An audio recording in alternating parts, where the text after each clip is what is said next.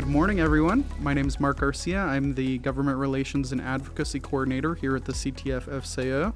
This is just a pre-parliamentary podcast. We're just going to talk about some of the things that we anticipate coming up in the House this fall, some of the things that we feel are important to our members that you should know.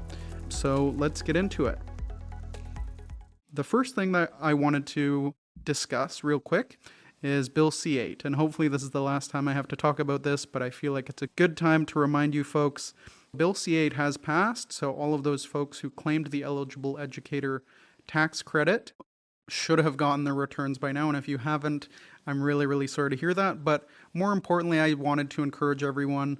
We pushed really hard to get that increase, and there shouldn't be a problem moving forward. So when you file your taxes again in February 2023, that shouldn't be a problem, and we fully encourage you to still make that claim because that's more money in your pocket, and we're really happy that we got that for you folks. The other thing that I wanted to talk about is the Conservative leadership race. The Conservative leadership race came to a close on September 10th. Pierre Poilievre is now the new leader of the Conservative Party of Canada. The leadership race was not close. He won with 68% of the vote across the country, but more impressively is he won 330 of 338 ridings. It's clear that he can drum up support. It's clear that he's got support across the country. How this impacts what the Conservative Party is going to look like moving forward is something that we're definitely going to be following closely, and there will be more to come from the CTF on how that impacts public education and how we do our work. Also, Elizabeth May has thrown her hat back into the ring for the Green Party leadership. November 19th is the date that they've picked to decide their leader. So with leadership races out of the way, but with Pierre Poilievre emerging as Conservative leader, we will see the cost of living issues probably brought up again. That was a huge thing for him during his leadership race. It's been a big issue for Conservatives, hitting the Liberals over the head on issues of inflation and cost of living. I'm sure everyone knows that the visit to the grocery store has been an eye-opener for a lot of people, and it looks like things are continuing to impact the lives of everyday Canadians. So we know that it impacts our members, and we'll be monitoring that as it plays out in the House, because, like I said, that's probably the issue that the Liberals are going to get hammered on the most. Not only from the Conservatives, but also probably the NDP will be trying to draw attention to this. So, as we know, earlier in the year, the Liberals and the NDP signed the Supply and Confidence Agreement to have more stability in the House for that government until 2025. Earlier this month, Trudeau had a cabinet meeting in Vancouver and assured his caucus and his cabinet that he would be staying on until the next election. So that sort of runs against what a couple people thought were going to be him riding off into the sunset and picking a successor in advance of 2025, but he has quelled those rumors. But now we need to see how that confidence and supply agreement plays out. So the two big things that the NDP have said they'll be pushing for are dental and housing. As we know with the dental care program, kids under 12 who come from families with an annual household income of less than $90,000 should start seeing coverage before the end of the year.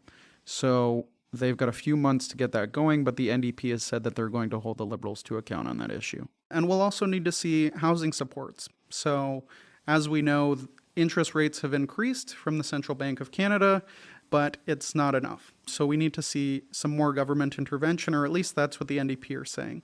So we'll monitor that and see how much movement we get on the dental care file and on the housing supports file, and we'll update you folks accordingly.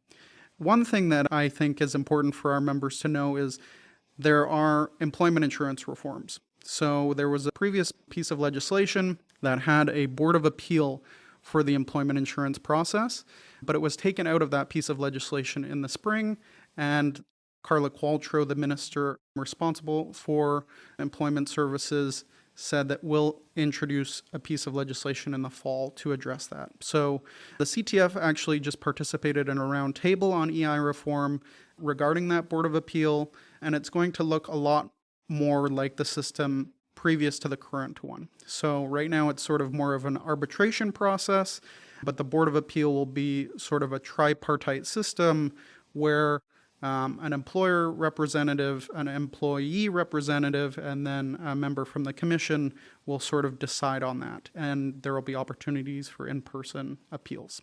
So we'll be following that one closely. Another thing that I think is worth mentioning is the Teachers Institute on Canadian Parliamentary Democracy. So that's a very cool initiative put on by the Library of Parliament, and we've been working in tandem with them to sort of get the word out on this. And the Teachers Institute is a week-long experience for teachers to come and learn a little bit more about the parliamentary process. So they participate in mock parliaments, they'll speak to the Speaker of the House, they'll get a real insider's feel on sort of the parliamentary process overall. There are some mock committees, but ultimately it seems like a very, very cool experience, and they're excited to be putting it on for the first time in 2 years. They choose about 85 teachers from across the country, and they're selected by alumni from the previous year's cohort. So if you're interested, really encourage you to check it out at the link in the description. The deadline for applications is October 10th, so good luck if you're applying. Lastly, I just want to remind folks that we have our parliamentary update every week. So those will start again as the House picks up. September 28th is when we're shooting to have our next one out. But basically, this is our weekly update on legislative changes or political news that should be relevant to our members. So if you'd like to sign up for that, you can email communication@ctf-fce.ca, and you can stay up to date on all of things that we talked about today. That's it for me today. Thank you for tuning in. I'm Mark Garcia, and you're listening to your source for everything and anything public education in Canada. Goodbye for now.